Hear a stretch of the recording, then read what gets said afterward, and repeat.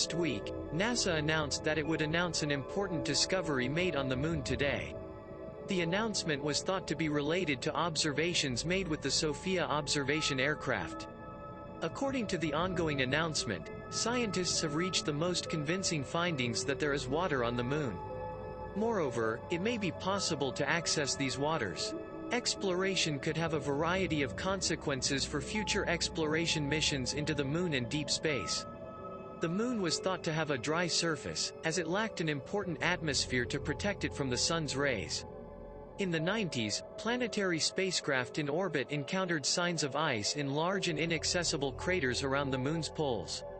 Then, in 2019, spectrographers on India's Chandrayaan-1 spacecraft detected signatures consistent with water in the light reflected from the lunar surface.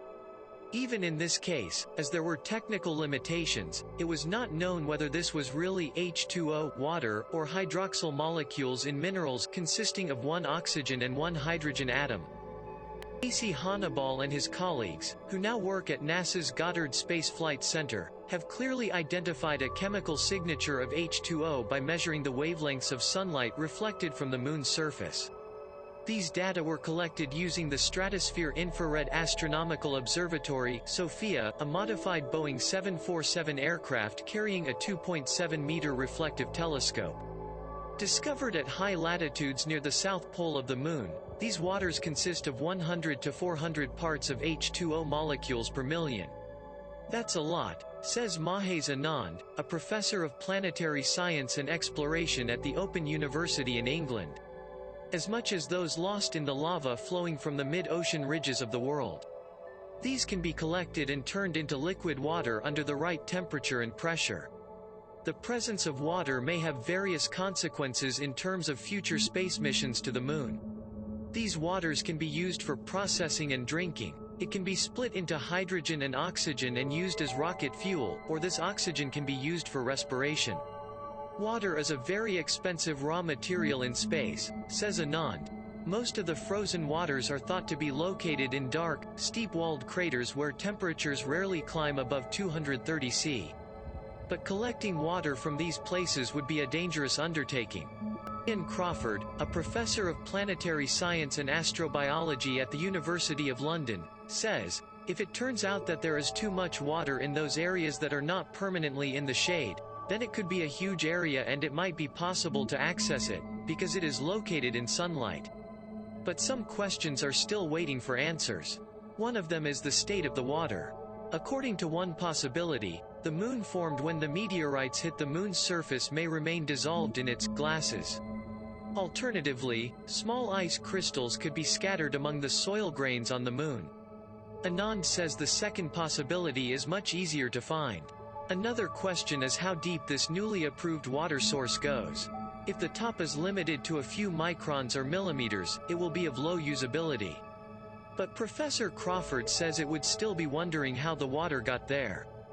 The only way to find the answer is to go to the Moon and start digging. Moreover, this may not happen in a distant time. NASA's Artemis space mission aims to send a male and a female astronaut to the Moon in 2024. In addition, it is planned to take soil samples from depths of up to 1 meter with a robotic drilling machine. So where should be excavated? The best places are areas that are in permanent shade because the water is more protected from the sun's rays. Another article published in the journal Nature Astronomy suggests that there may be many more accessible areas than previously thought.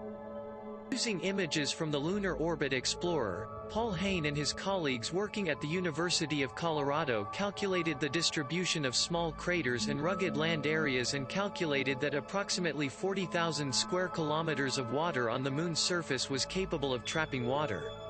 Although this figure covers 0.15% of the surface of the Moon, the danger of conflict between the countries going to the Moon may be reduced thanks to their presence.